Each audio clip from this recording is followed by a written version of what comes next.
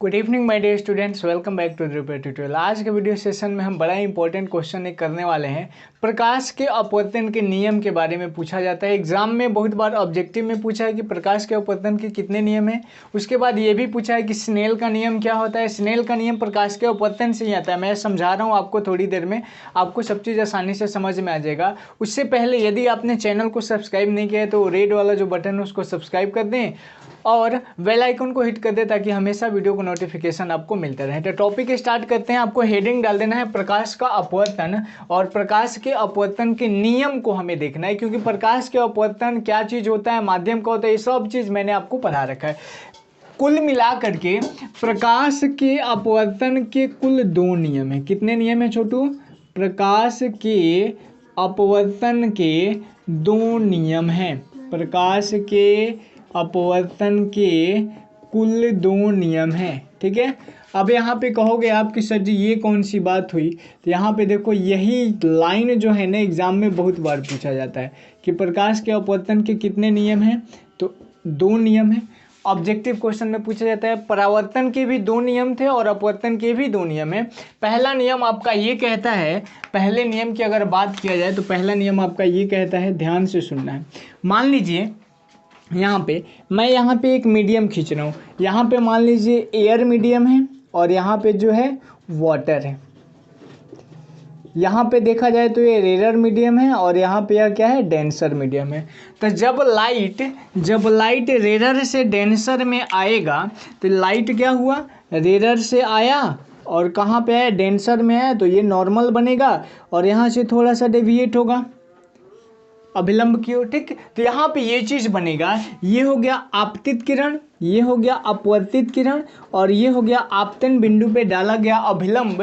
ये जो होता है तीनों एक ही तल में होता है। तो ये पहला नियम कहता है आपका, पहला नियम आपका क्या कहता है कि आपतित किरण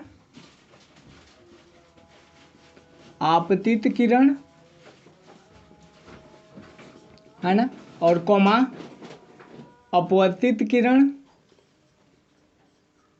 आपतित किरण कॉमा अपवर्तित किरण तथा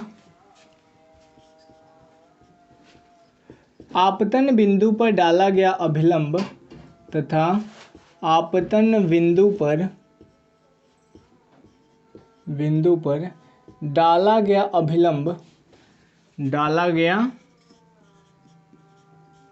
अभिलंब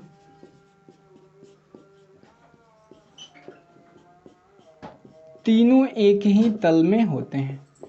तीनों एक ही तल में होते हैं। ये कैसे होते हैं, ये चीज़ मैंने आपको फिगर बता करके बना के यहाँ पे समझा दिए थे। तो प्रकाश के अपवर्तन का ये पहला नियम है और प्रकाश के परावर्तन जैसा ही होता है प्रकाश के अपवर्तन का नियम। Now we see the second law of refraction of light. अब हम देखते हैं प्रकाश के अपवर्तन के दूसरा नियम क्या कहता है और दूसरा नियम से क्या होता है। सबसे पहला नियम तो हो गया, यहाँ तक में कोई कंफ्यूजन नहीं होनी चाहिए। दूसरे नियम की अगर बात करें तो दूसरा नियम जो है इसके बारे में कुछ नोट है। क्या नोट है वो?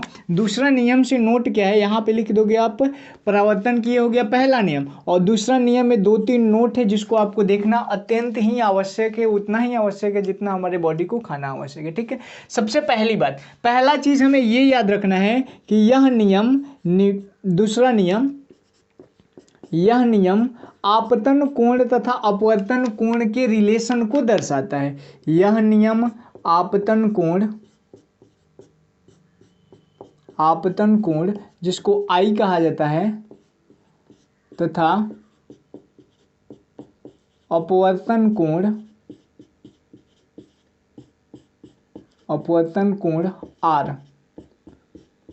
आर के संबंध को दर्शाता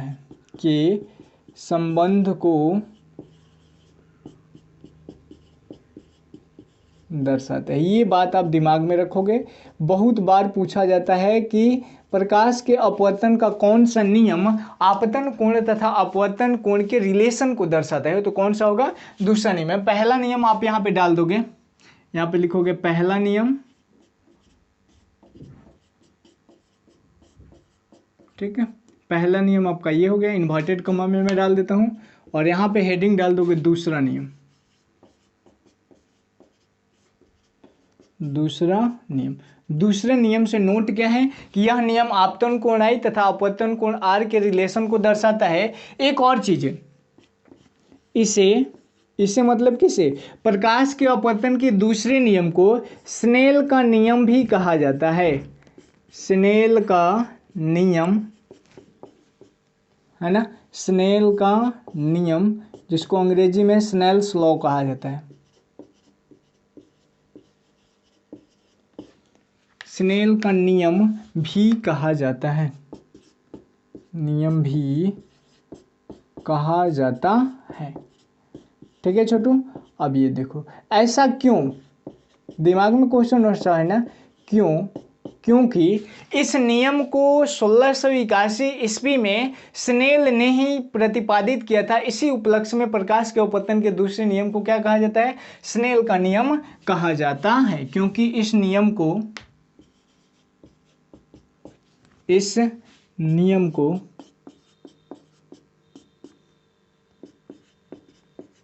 1621 ईस्वी में स्नेल ने प्रतिपादित किया था।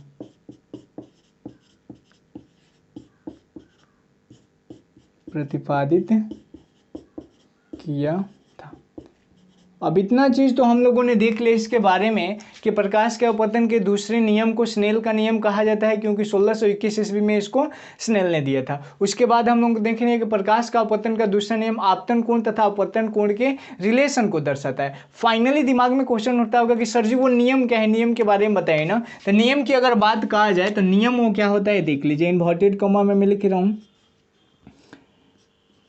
किसी दो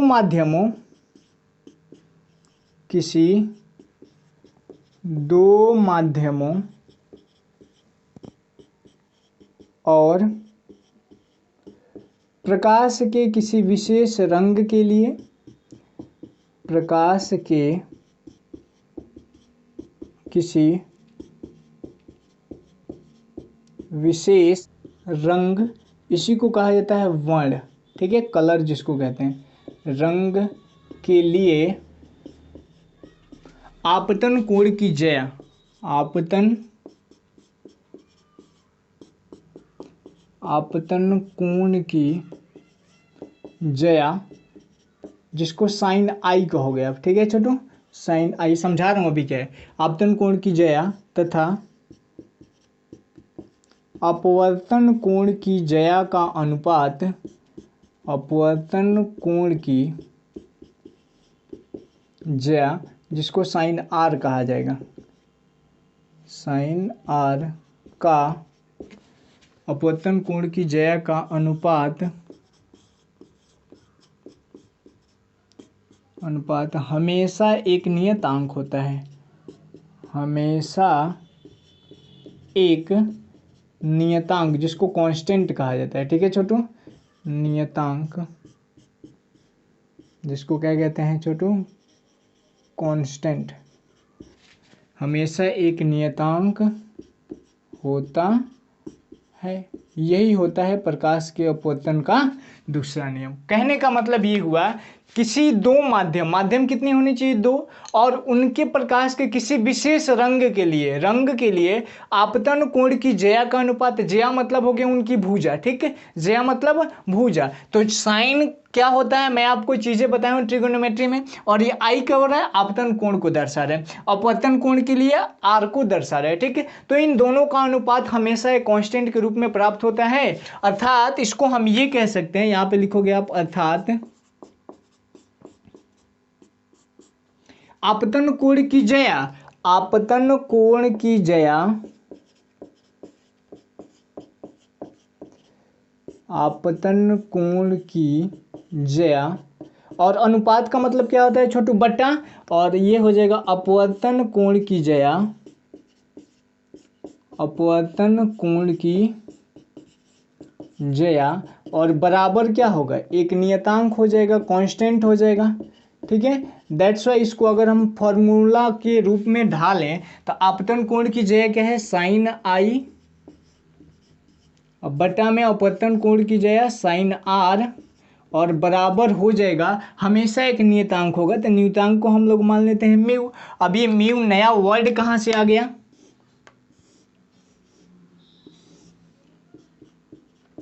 ठीक है। म्यू जो है ना, इसी को कहा जाता है अपवर्तनांक, अपवर्तनांक, ठीक है।